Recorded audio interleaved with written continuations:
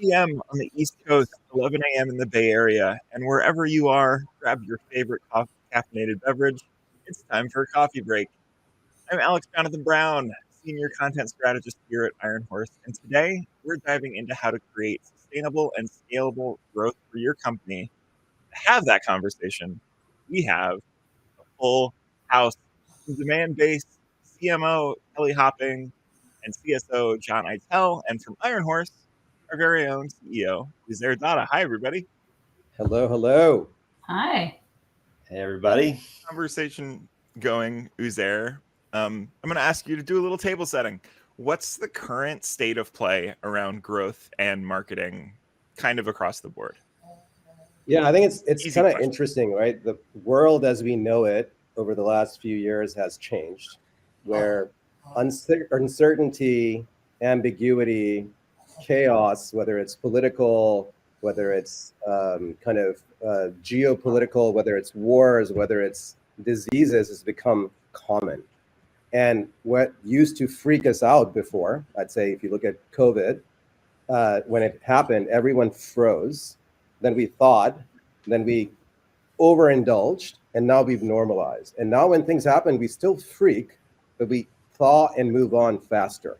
So we're starting to get used to this thing, and it's becoming sort of the new normal, which is great because sort of business goes on. Doesn't mean you don't care about those other events that are happening, but you sort of are becoming more agile and more adaptive. But growth at all costs is gone. That's no longer the mindset. Everyone is expecting us to make sure we're efficient, we're predictable, and most importantly, that it's scalable, that it's not once and done, it's something that's repeatable. And I think that's kind of what we are seeing across the board with a lot of our customers. I'm sure it's similar for John and Kelly. And I think that's why this topic was really interesting and dear to all our hearts. And so with that, I think it'd be kind of cool to sort of hear from Kelly first, like, what do you think how do you define scalable, efficient marketing as you think about it? Yeah, I mean, thank you. Yeah, it's the reality where we're living, right? I mean, I think ever since, maybe for a while, but definitely in this economy and with the Silicon Valley Bank stuff last year, I think it forced us all into getting out of that growth at all costs mindset. We just can't. We have to be growing efficiently. And so to me, that's really what scalable growth is about. It's about marketing efficiency. It's about how do we take our existing resources and do more with them? How can we optimize processes, people, data in order to deliver higher demand? How do we make every dollar work a lot harder? And I think that's the challenge, right? That's where data is so key. That's where processes and efficiency and understanding who our target market is so critical. John, from your perspective, at wearing the CSO hat, for you, what does scalable growth look like? What does that entail?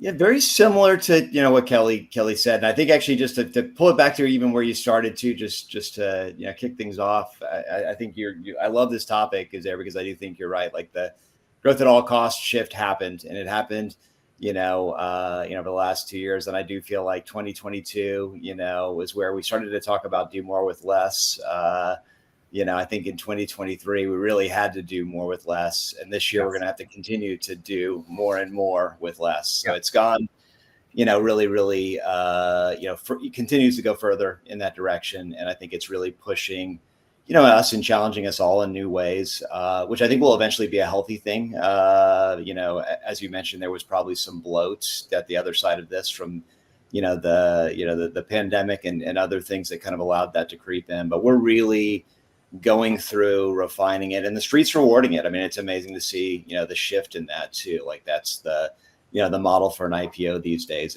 It's no longer hyper growth, right? It's all about efficient growth. And so, taking it down to each of our functions and units, I do think, we all should be thinking about that. But this is like a master class in how to even do it better, right? And how to get even tighter, than we did the year prior, right? And so that's a lot of what Kelly and I've been thinking about. And I think also, the way this all happened to us too, I think we often kind of under pressure, in crisis, maybe we focus on our immediate sphere of influence or our own world. But I think like we've all probably done that. I think the efficiency lies between us now. And I think that's a real powerful thing as we kind of talk about this collectively.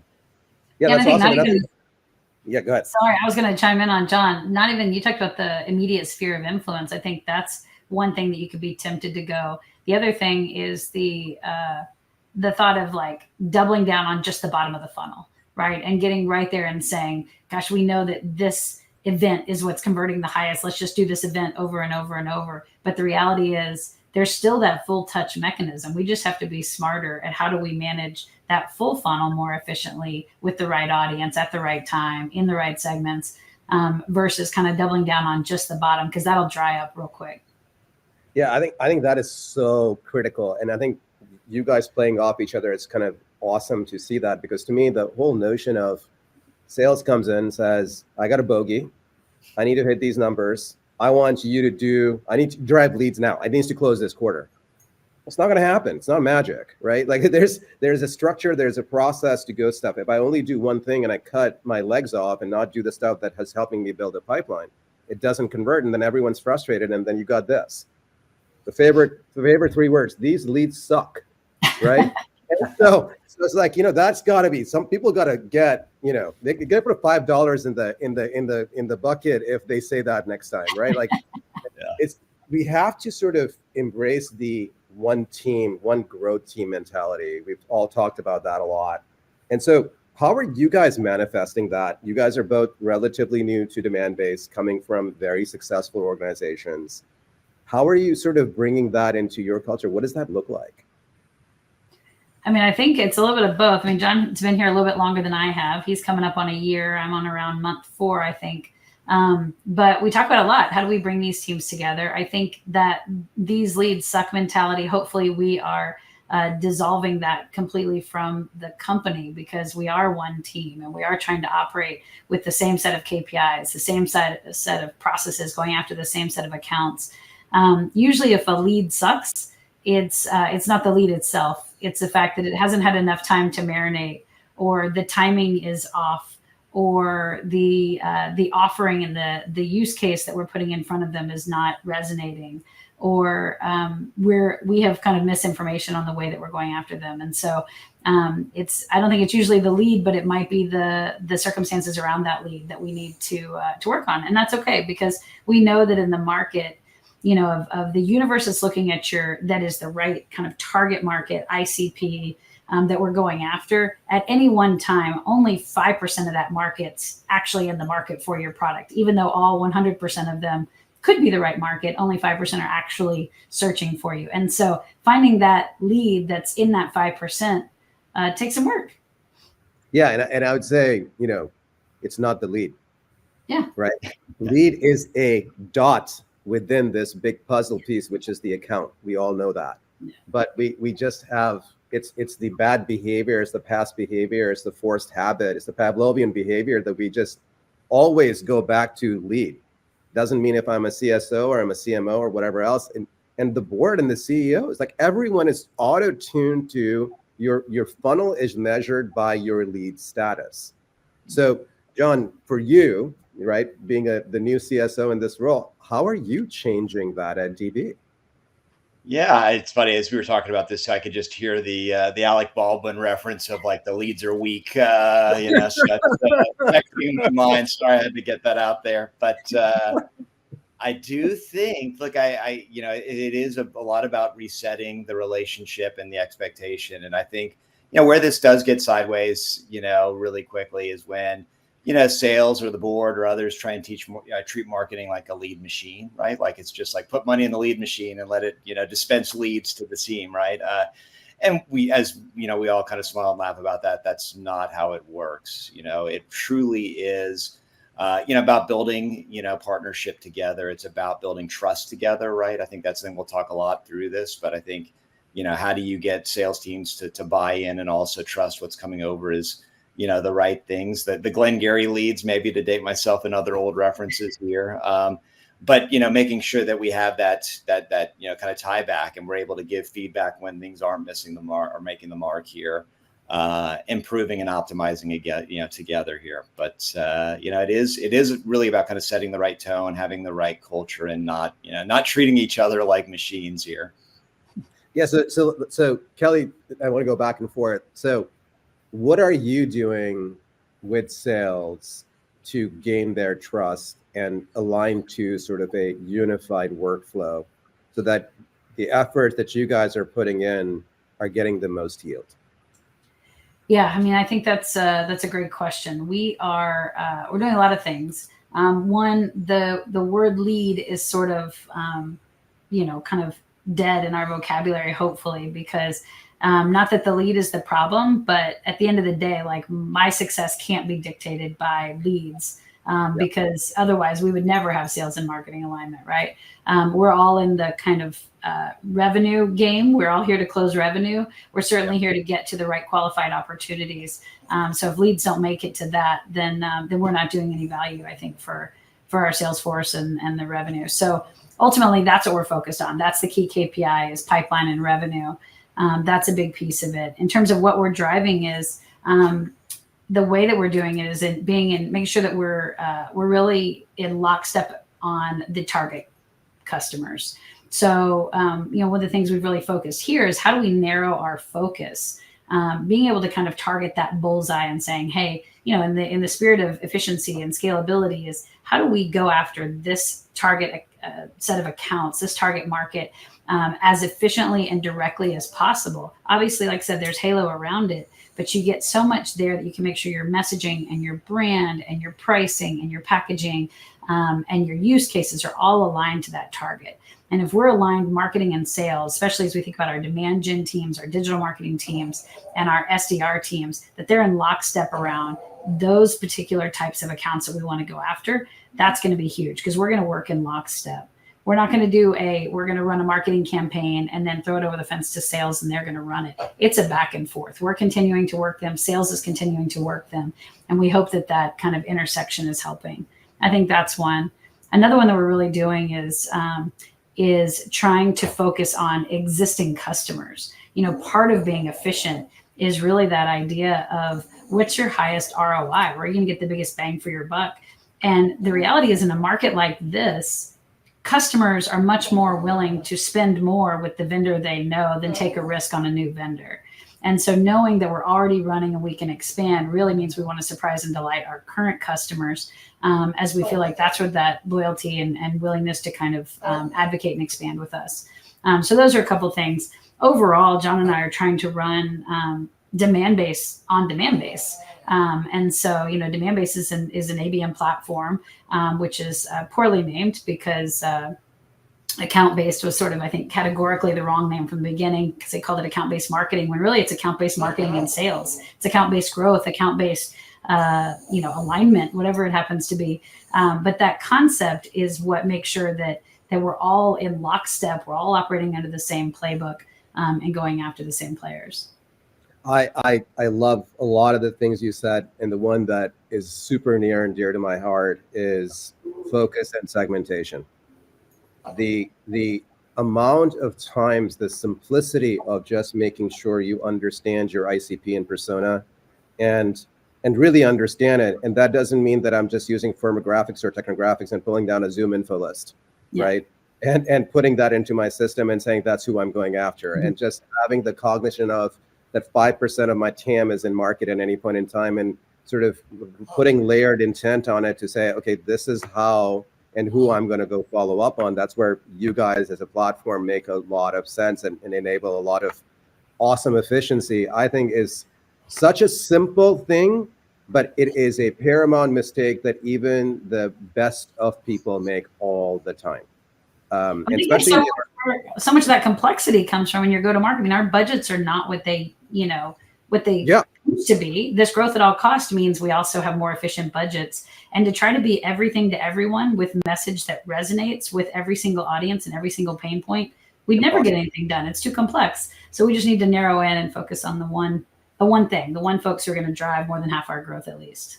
I think actually too, sorry, Zara, just to double down on this real quick on this, I think that's probably, like, for everybody listening, the big pocket of efficiency that's probably been forgotten. I think we all, as we kind of, bloated, we tried to go after everything we could, right? Because we thought that was the way to win, and so it was like, let's cover everything. And, I think as we're finding out quickly, you can't be everything to everybody. If you have limited, kind of budget, you have limited resources, right? You need to expend them in the right ways here. And so I think a lot of folks haven't thought about, like, do I, constrict my, my ICP, my TAM? Do we need to think about, narrowing in the aperture when we've expanded it? And I think it's a discipline story. And we went through it ourselves. Kelly and I just led a massive undertaking of a process here because, over 10 plus of years of doing this, we started to creep into areas that probably weren't as effective for us and not the best use of those resources. So it was a great moment of like, let's stop doing that and let's start putting a lot more of that emphasis. Let's put a lot more of those resources in the places where we know we're going to win the most and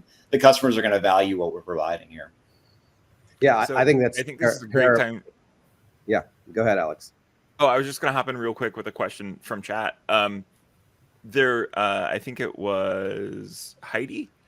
Sorry if it wasn't you, Heidi, and it was someone else. But there's a question about how to manage that change, like that these ideas are a shift for, like, we're thinking about this a lot, but especially if you're one of the people who are like doing the work and just organizationally, do you have any strategies for managing that change from kind of the way that we used to think about things and that hyper growth mindset that you were talking about to this now, hopefully much more sustainable process that does use different muscles kind of throughout? That's for anybody. Go nuts.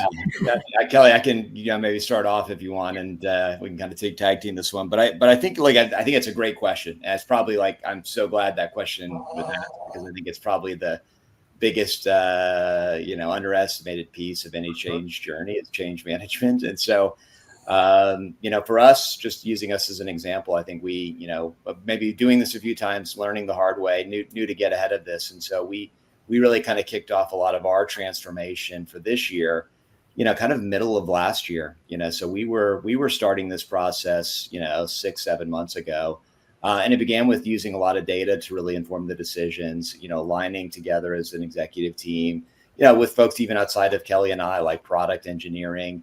We want to make sure we're thinking about all these other aspects that kind of touch our surface area, but making sure that we, all agree on the changes we need to make. And then once we did, then it was what really kind of kicked off the hard work. Once we made the decision, is how do we get our teams aligned? How do we get them project managing, these aspects? How do we get them prepped and ready, for this to be, something we can pull off in the beginning of the new year? We're calendar year. So that was our situation here, but it's extremely hard to do that when you've been trying to deliver on expectations, so you need to close out last year strong while planning for this better tomorrow and future. It really does take discipline. It takes, I would say, preparation. It takes probably carving off some teams to focus on this, or at least giving some people on your team dedicated space to focus on this, because it's really hard to do it when you have, again, limited resources, which kind of started this conversation. That change journey becomes even a little bit more, conflicted. And so I think that's a little bit of just insight in how we think about it, or how we thought about it. But any other thoughts, Kelly, maybe to layer in? Yeah, I would say that it was, I think it's just part of a mindset of being intentional. And so we started with the data. We started with the alignment that, hey, we need to focus. And then we said, well, let's look at the data.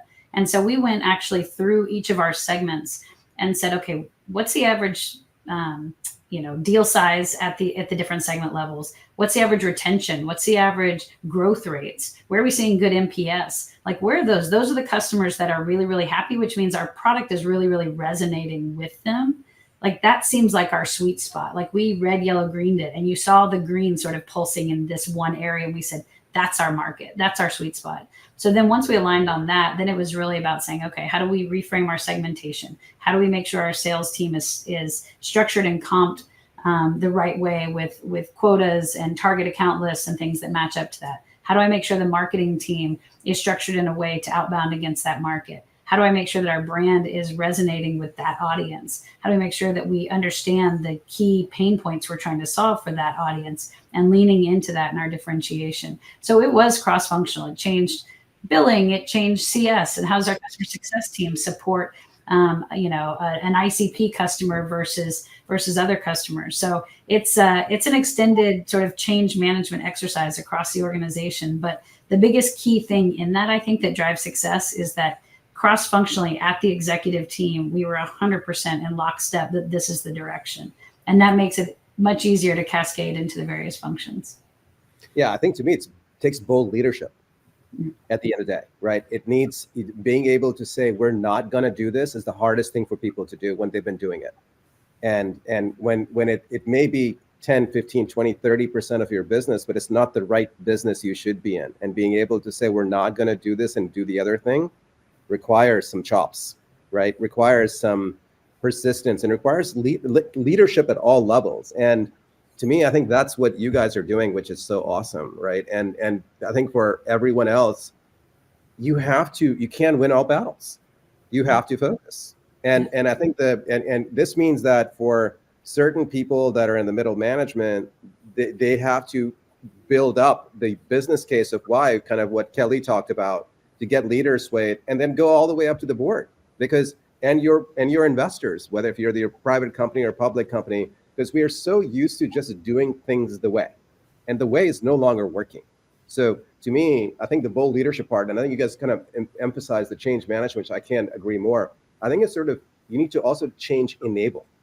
So it's across all levels. It's not done. It's not just communicating once or doing this and it's over, because we all resort back to the mean, which is what we were doing before, even though we said we're going to do something different. Yeah, it's ensuring it sticks is the hard part, right? Same thing goes on the sales enablement side. Every time we roll out a new platform or a new tool, we did the 2-hour Zoom session, or we did a workshop or two, and we're good to go. We're awesome. Like, great. Like, no, it doesn't stick. So like, we know this, but we keep doing it again and again and again. So the enablement part is, I think, to me, the biggest opportunity, especially on the sales side. And John, I'd love to hear from you from what are you doing to ensure change sticks, right? Because your team is used to doing things a certain way before you showed up. Yeah. And I think this is an important part of this too, right? There is the project management aspects of it and the change management. Yeah. But then there's also the ability to stick through it. And I would say, like, something that, really is important that this started with and will continue to thread throughout is, the data will set you free. And as Kelly mentioned, when we looked at the data, it was very clear. Like, it became very easy to understand and articulate to our teams, like, why we were making this shift. And so we kept that very much kind of front in mind as we moved through this change journey as well, right? So whenever there was that, like, resistance moment, or that feeling of like, why would we kind of step away from this? Like, this is a customer that wants to take our money, right? It's be able to say like, but we know the outcome here. We know that a year from now, they're not going to be a customer, right? We're going to spend a lot of time, energy, and resources for somebody who's probably not going to get the value that they want. So like, we got to be very, cognizant of that. And so I think being able to reinforce along that change journey, I think if you study any, change management curves, right? There's always that point in, like, when things get hard, people want to go back to what was, once before, right? It's just human nature. It's innately in us. And so being able to spot those moments too, and be able to be prepared for it and ready for, kind of the right things to reinforce along that, that way here. But we're in the process of it right now. I'm about 3 weeks, kind of into the new year. We've also kind of aligned our RKO. We're doing RKO in 2 weeks. It's going to be our first in person after, 4 years. And it's really great to think like, okay, now that's going to be when we hit that wall of resistance, or that moment of weakness, of like, why can't we just go back to the old way? It's getting hard again, right? Like, that's going to be, what hopefully kind of powers us through the change curve. So just kind of thinking about it in that way, because you're right. We've all probably been victims of like big launch, low follow through, and I think it's got to be like big launch, consistent follow through, with the ability to make sure that you've got measures of accountability and feedback loops to support it there. And, we could talk about that, if we have time, but like, comp and other pieces play into this, Kelly and I's, kind of, our own kind of agreements with each other and how we kind of navigate these things. I think those all really kind of work together, part and parcel here. Yeah. So you touched on a couple of cool things, which is a perfect sort of segue to the next conversation. Is with AI and all these awesome tools we have, we sort of are getting to this kind of hyper personalization mode or personalization mode, kind of expected, both from our customers and other things. But as a result of personalization, there's a lot of workflow automation and other things that are happening. Not as if before texting and emailing at nauseum wasn't enough. Now we have sequencing crewing crazy on the sales side, right? And becoming so friggin' robotic that you can smell it from a mile away. So in this new world of AI-enabled personalization and automation, and there are some cool things that when we were prepping for this that you had mentioned, both Kelly and John, kind of like, what's sort of your thoughts on kind of personalization in the buyer's journey? And I'll start with sort of Kelly, of kind of how to do it in a way that you are not losing the purpose and losing the core outcome. Yeah, I mean, I think that's the ongoing challenge of automation, right? It's a fine line between automating and losing the authenticity of your brand or of the relationship or of the specifics of why you're reaching out to somebody. And so that personalization is really critical and a big part of what we consider a differentiator, I guess, in the world of ABM, because it allows us to not only find the right people, but know what else they have done and find out where they are in their journey so that our messaging is relevant at that stage. I've spent a lot of career without an ABM, just operating on like BDR email scripts, right? Like, okay, this is email number 1, this is email number 2. Everybody gets those same, oh, you went to this event, you get this email cadence. Instead of recognizing, hey, we're not only looking at they went to this event, but we're seeing their entire journey. We know where they're coming from. We know what company they're at. We know what page they landed on our website. We know all of these things. So now we can actually customize a message to them that's actually relevant to where they are. And I think that's really critical. I think those are the messages I respond to, right? I mean, as I'm sure you guys do, I get a ton of spam, whether it's email or social posts or in-mails. And I can tell when they're completely off, and others when I'm like, oh man, is that Alexa? Are you listening? Like, it feels like so aware of what I'm doing, that I'm like, that's somebody who's actually has really good insight into my need state, into my pain point, into what I'm going through. And it's crazy how relevant it is. And so I just think that's the way you get people to respond. I think we've lost the person in personalization. Yeah, right. And kind of, the person has become a label. It's a name, it's a company, it's a whatever. My favorite on LinkedIn is like, hey, I feel like we should be connecting because whatever. Like, how lazy, just the easy button is killing us. Yes. The easy button is killing marketing and sales efficiency. I think that's what's happening, right? So and to me, marketing side, it's important, but my God, on the sales side, because it's where the magic actually changes and happens and converts, it's so insanely important to be human. And so, John, what are you doing to humanize your follow-up and ensure that it's happening in an appropriate way?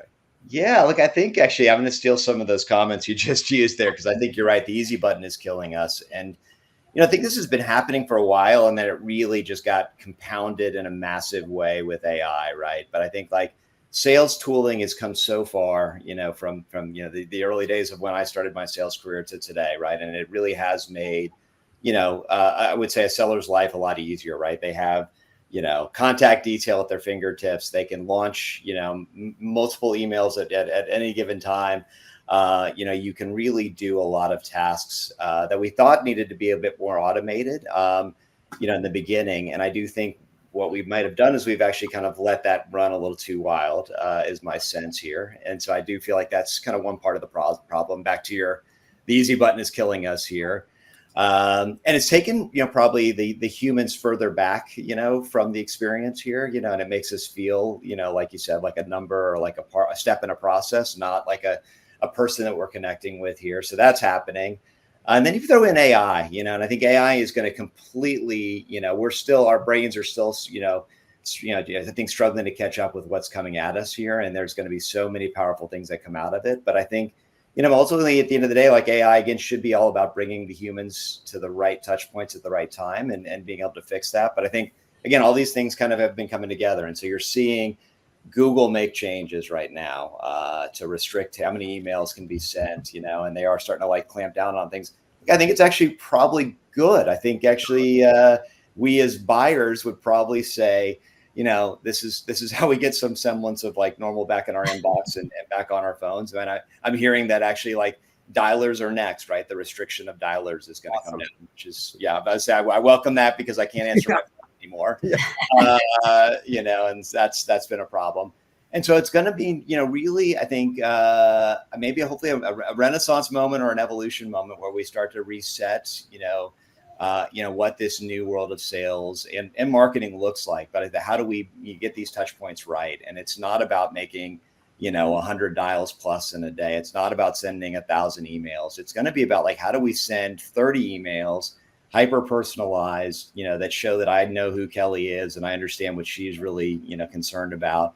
And I think I can help her, right? Like I can show up and be very genuine, not like with this very generic, like, let's connect. So I think that's a bit of the, the story for all of us. And that's what I'm kind of going through right now. It's kind of, good to be new in a company because you can come back and think like, let's just rethink a lot of the things that we put in place. Do they still serve a purpose? And, we, as a company probably overutilized, some automations in the beginning. I think we were losing, sight of why we exist and something we can help. So I think that's the power of, what Kelly mentioned, being, kind of DB on DB being a, kind of a initiative for us here and really making sure that we live and breathe, our own kind of, model of efficiency here.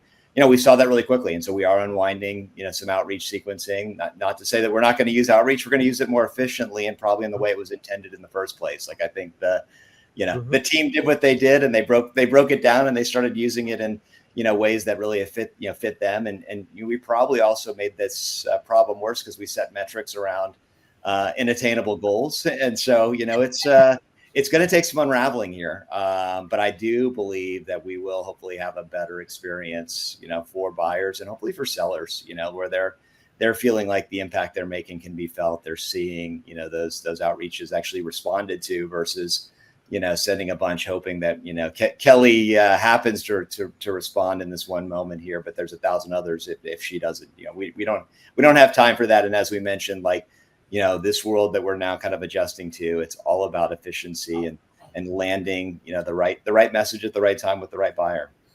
Yeah, I think the data-driven part, amazing tooling part is such a godsend and such a help. We have to be smart about it and not lazy about using those tools. And I think the other, going back to bold leadership, you hit it on it. A lot of times we do things the way we do things because of the KPIs that have been set. Yeah. If we are willing to sort of challenge the norm and think about the right way, the way Kelly defined it, sort of how to think about segmentation and the way you're thinking about, okay, we were just doing it because the norm was, did you have N number of touches was how I was thinking about it.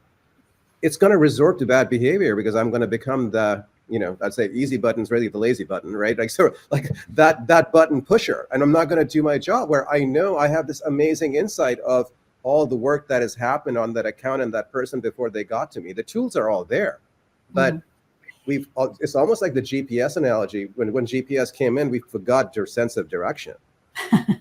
We just rely so much on this thing because you just get in a car, you're like, I don't know where I am. Like, where do I go? And so it's sort of like the common sense stuff, the human part of it needs to be persistent and shine. And because the tools are making it very easy for us to shine. And so it's on us as sales and marketing leaders to make that happen.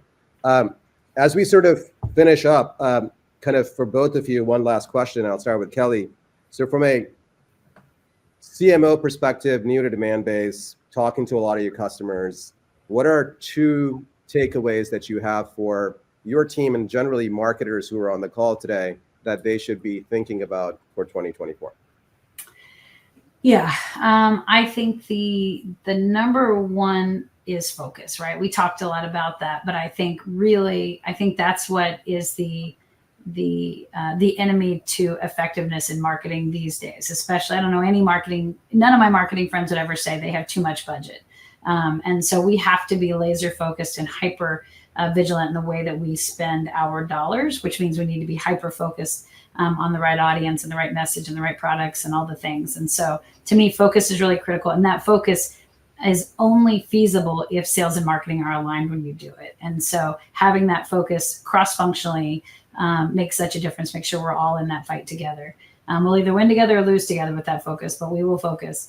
The other thing I would say is customers, meaning customer marketing. I think that marketers are typically in a vein of new business acquisition, which is super important. And I think that's relevant, but I think it has to be full funnel, and our full life cycle is probably a better term than funnel. It has to be all the way from acquisition to retention to expansion and loyalty and advocacy, and thinking about that full life cycle, which means that we have to have KPIs as marketers around customer marketing, around growth rates, around retention rates. That used to be something that you give to the CS team or the account management team. But now to me, that's 100% a marketing problem as well. We're also in that together with our sales and CS teams. And to me, in an environment like this, and maybe any time, but specifically, that is going to be the absolute highest ROI on your business. It's awesome. John, what about on the sales side? What are the two things that you are planning on doing differently and advising or making that happen on your sales team, but also you think is broadly applicable to everybody else? Yeah, sadly, it's going to be a little bit of a broken record moment. But again, the focus, I think, is so critical. And so, we talked a lot about like how Kelly thinks about it versus how I think about it. But I think, just making sure that your team is aligned to the right places where they can win, and making sure that you do that analysis and resist the urge to just try and be wide and be everything to everybody. I think that's going to be so helpful for everybody, and so make sure you take the time, go through the exercise. It's not too late. I think, the moment to start is now if you haven't already. Now, the other thing too is just rethink everything and go back to basics. And I think in times of adversity, this is where you need to go back and test out your buyer journey, see what the touch points are, and make sure that, look, your automations, do they need to be automations or can they be people? Are the automations being used in the right ways? Does it feel very human when you go through the experience? Like, those are the things to test, because we probably haven't. In some cases, I know in certain areas, maybe we took our eye off the ball. And so it's such a great time to think about, how do you fix that? How do you tighten it up? In some ways, maybe even reset it and do it all over. If you set it up 4 or 5 years ago and it's just been a process that's been evolving over time, maybe it's time to rethink it from the ground up this year. But I would say, this is a year, that you really need to kind of also, look deep in the seat cushions, because we've been doing this for 2 years already. So I think that change is going to be deep in there. But I think there are, some areas that may take a little bit more work, and enable, or take some change management to get through the journey. But I think those are the things that are going to really make us better, as we go through this year. I think this is awesome to me. Focus, simplify, can humanize. Mm-hmm. And I love the fact that what Kelly brought up that we didn't touch on, and I wish this is another conversation we need to have, is don't forget who's paying your bills, your customer. We are all so enamored by chasing new logos that we forget that majority of our growth comes from people who are already customers. And so, and maybe in the next call, we need to bring customer success leaders at the same table, because it is the three-legged stool. It really is. And it's such a undervalued area from a focus perspective. And the companies that do well, your Salesforces of the world and the Adobes of the world, that's their bread and butter. That's kind of where they're obsessed about. And I think that's something that for all of us to take that lesson and learn from it. So, absolutely. Yeah. Just piggybacking on that too. On last thing, I think you're right. I like that, Kelly brought up like marketing, his involvement in existing customers. Again, I think some people thought that it was, and I might have been a victim at times or part of the problem, but that it's, once the deal is done and they become a customer, they just organically grow. And I think in this competitive world we're in, I think keeping a customer sometimes is just as hard as selling to a new one, right? They have limited dollars to spend and limited budget, and they're making, hard decisions just like, all of us are. And so, how do you stay top of mind to them? And so I think it, really does put the onus on you to figure that out. So yeah, good call out, Kelly. And obviously, another piece to make sure you're keeping a watchful eye on. Yeah. Thank you. Well, thank you very much. This has been awesome, Alex. Yeah, this has been a fantastic conversation. It's been so fun to get to listen to you guys and then also watch the chat is having its own little webinar over there. We've got people exchanging LinkedIn info, like they're solving their own problems. So to everybody who's been chatting throughout this and asking such good questions and listening so well, thank you so much for doing that. If you're watching this on the on demand and you're not part of that chat, what are you doing? We do this once a month here at Iron Horse. Kelly and we hope the whole the whole demand based team comes back as often as you want to come. We're always here. To learn more about what you're doing at Demand Base, do you guys have any plugs, or is it just the website? Anything cool coming up you want to promote? We got a lot coming up. I think we've got some. We just rolled out our ROI cookbook, which is pretty exciting to help us understand the full value prop and ROI expectation when you embark on an ABM journey. So that's a great asset to check out. We're going to be showing up at some big events soon. We'll be speaking at the Adobe event in March. We'll be at Forrester in May. We'll be at the Gartner for Marketers in June. We hope to see you guys. Come by and see us. But yeah, in the meantime, check us out on social. Check us out on demandbase.com and give us a shout. We'd love to get to know you. Yeah, awesome. Thanks for having us. Not anything else. I appreciate the open invite to return. To Kelly's point, come see us at any of those events as well. And thank you to the Iron Horse team for the partnership. We really have enjoyed working so closely together. This is actually my second time to work with Uzair. So, past lives, reconnecting here, but great to partner up again and make such a big impact together with our customers. Absolutely. Awesome. And if you want to learn more about what's going on at Iron Horse, our website is ironhorse.io. Like I said, we do this once a month. And it feels like lately we've been revamping big parts of the website once a month as well. So check back often. There's new stuff all the time. But again, everybody, Uzair, thanks for running the conversation. It made my job real easy today. And for everybody else, coffee break's over. Let's get back to work. Thanks, everybody. Thanks, everyone. Thanks, everyone.